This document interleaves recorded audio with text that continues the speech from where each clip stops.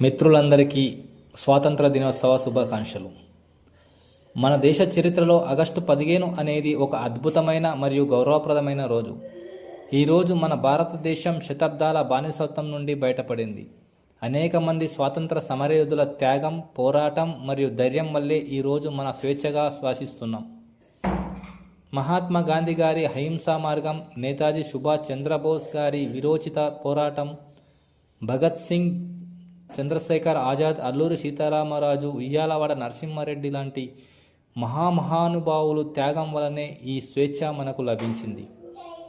స్వాతంత్ర్యం అనేది కేవలం బానిసత్వం నుండి విముక్తి కాదు, అది మన ఆలోచనలు, మన సంస్కృతి మరియు మన హక్కుల పరిరక్షణకు ప్రతీక.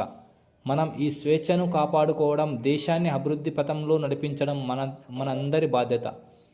మన దేశ భవిష్యత్తు యువత చేతుల్లోనే ఉంది. మనం కష్టపడి చదవాలి, నైపుణ్యాలు పెంపొందించాలి, నిజాయితీగా పనిచేయాలి. నా దేశం నా గర్వం అనే భావన ప్రతి ఒక్కరి హృదయంలో ఉండాలి.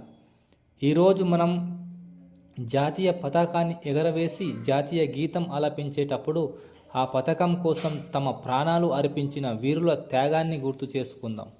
స్వేచ్ఛను కాపాడుతూ సమాజానికి ఉపయోగపడే పౌరులుగా మారుదాం. సత్యం, అహింస, ఐకమత్యం అనే మార్గంలో నడిచి మన భారతదేశాన్ని ప్రపంచంలోనే అగ్రదేశంగా నిలుపుదాం. జై హింద్, జై భారత్, వందే మాతరం.